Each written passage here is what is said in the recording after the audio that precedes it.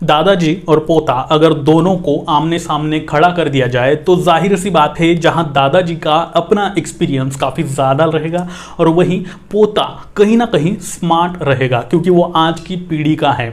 अब यही कहानी आज के हमारे इस एक्सपीरियंस में शामिल होने वाली है जहां होंडा हॉर्नेट 2.0 पोते के रूप में निकल करके आया है और वही होंडा यूनिकॉर्न दादाजी के रूप में 160 जो है वो आ चुकी है। दादाजी ने भी अपने आप में अपग्रेडेशन कर ली है। वैसे अगर आप इन दोनों ही गाड़ियों में कंफ्यूज हो तो मैं जानता हूं आपने पूरा यूट्यूब छान मारा होगा, कई सारी वीडियोस आपने देख ली होगी, लेकिन आपको फिर भी कंफ्यूजन जो है आपका वैसे के वैसा ही रहा होगा।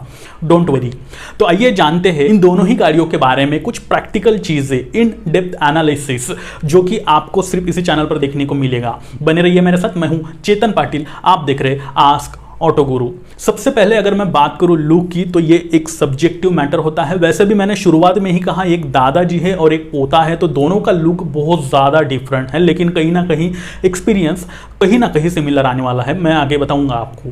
तो लुक के ऊपर ज़्यादा ना ही बोले तो बेहतर है। बढ़ते हैं आगे और बात कर लेते हैं बिल्ड क्वालिटी की। यहाँ पे अगर मैं बताना चाहूँ तो दोनों ही गाड़ियों में बेहतरीन बिल्ड क्वालिटी आपको मिल रही है क्योंकि दोनों ही होंडा के प्रोडक्ट है।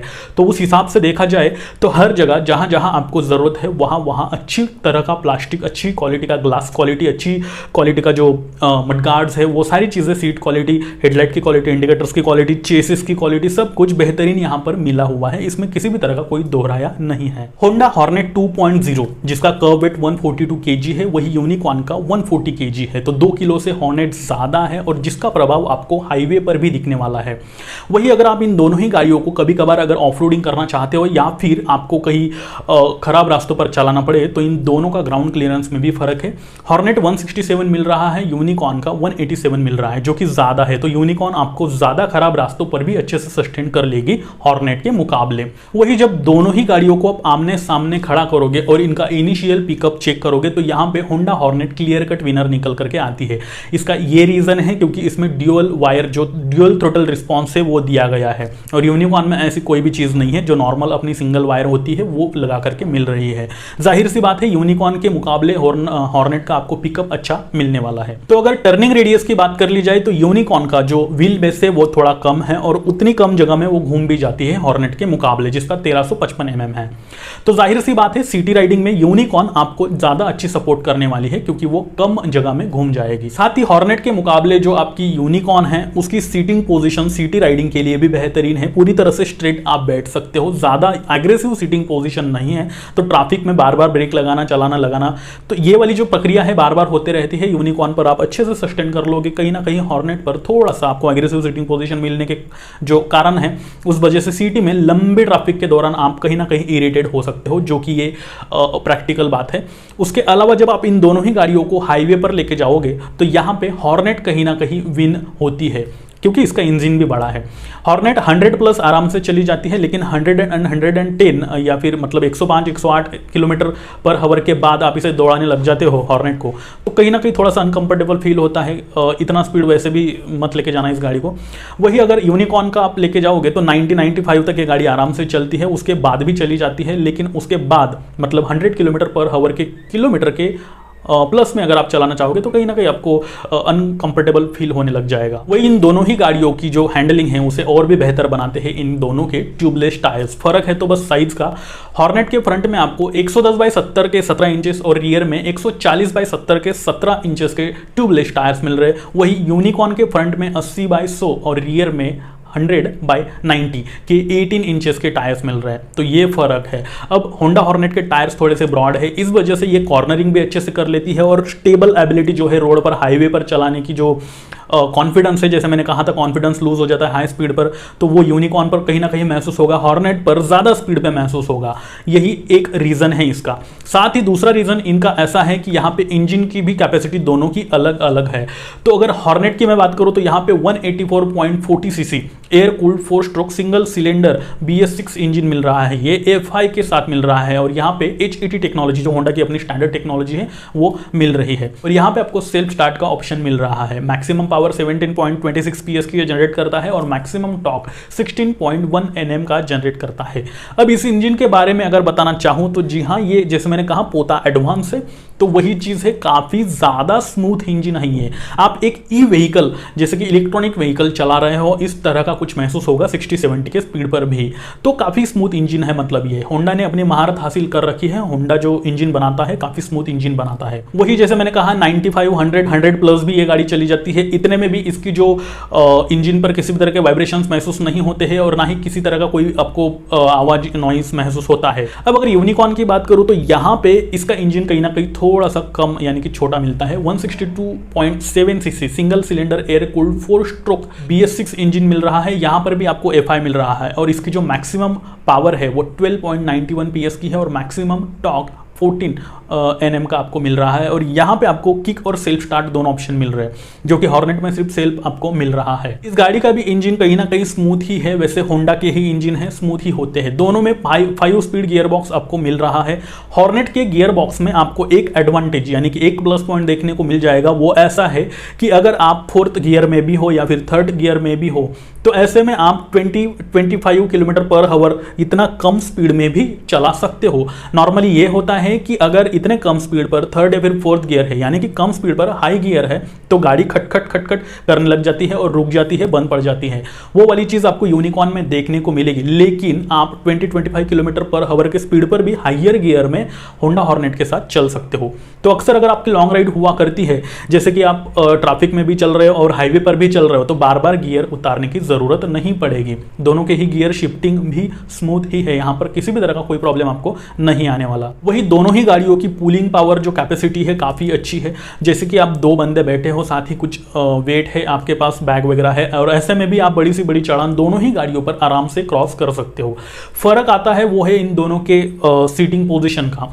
हॉर्नेट की जो सीट हाइट है 800 mm के आसपास आपको मिल रही है। अगर लीड सीट मिल रही है, पिलियन के लिए इतने ज़्यादा कंफर्टेबल तो नहीं है। हाँ, अगर पिलियन दोनों साइड में पैर करके बैठता है तो कंफर्टेबल है, लेकिन अगर पिलियन दोनों पैर एक साइड में करके बैठेगा, जैसे घर में दादी मम्मी बहन वगैरह ऐसे होते हैं तो वो वन साइड पैर करके बैठते हैं, साड़ी गार्ड तो मिल रहा है आपको, लेकिन फिर भी जो सीट है वो थोड़ी सी एग्रेसिव आ जाती है, वो उनके लिए कंफर्टेबल नहीं है। दोनों साइड पैर करके आप बैठ सकते हो।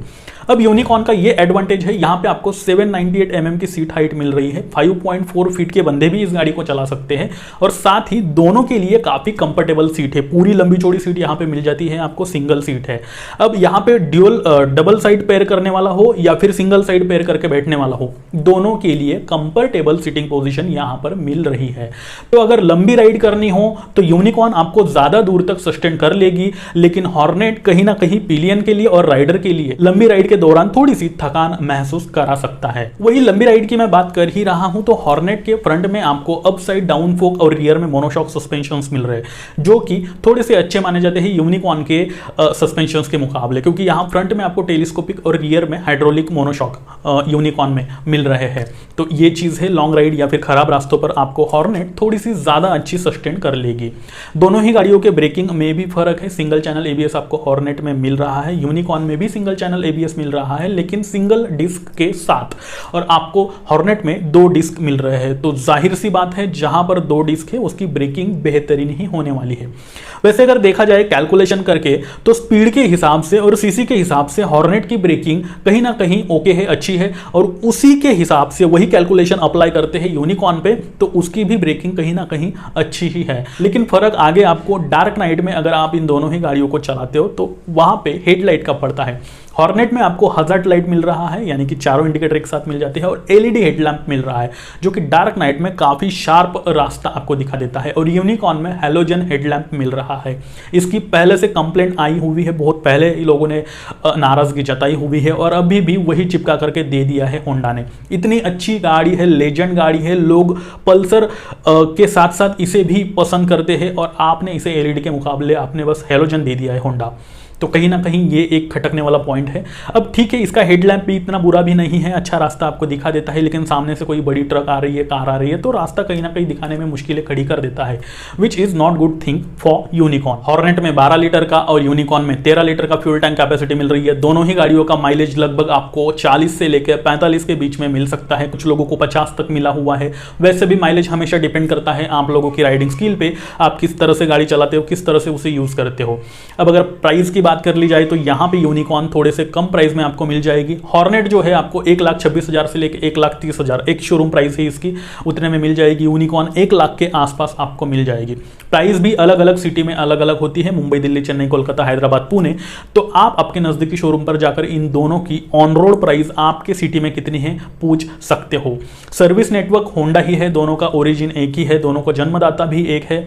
तो जाहिर सी बात है आपको रूरल एरियाज में, अब यहाँ पे एक चीज़ है, अगर स्पेयर पार्ट अवेलेबिलिटी की मैं बात करूँ तो वैसे सर्विस तो होंडा की अच्छी ही है, सर्विस सेंटर में भी आपको अच्छा ट्रीटमेंट मिलेगा और गाड़ी की सर्विस भी अच्छे से हो जाएगी। लेकिन अब अगर स्पेयर पार्ट अवेलेबिलिटी की बात करूँ तो हॉर्नेट की जो गाड़ी है वो अभी अभी आई हुई है, ये नया मॉडल 2.0 का। तो रूरल एरियाज में इसके स्पेयर पार्ट मिलना थोड़ा सा आपको मुश्किल हो जाएगा। लेकिन हॉर्नेट के मुकाबले अगर मैं यूनिकॉर्न की बात करूं तो जी हाँ, इसके स्पेयर पार्ट आपको जगह जगह अवेलेबल हो जाएंगे, बिकॉज अभी बहुत पहले से चलती आ रही है गाड़ी। बीच में होंडा ने इसे बंद कर दिया था, फिर लोगों की डिमांड काफ़ी ज़्यादा बढ़ गई थी, वापस से लॉन्च कर दिया, अब ये 160 में आ गई है। तो ये काफ़ी लेजेंड गाड़ी है। इसके स्पेयर पार्ट आपको किसी भी गली एरिया में लोकल मैकेनिक के पास मिल जाएंगे, वही सस्ते भी मिल जाएंगे हॉर्नेट के स्पेयर पार्ट के मुकाबले। दोनों का ही maintenance charges, one time maintenance charge 350 से लेकर 400 या फिर 500 रुपए के बीच में आ सकता है।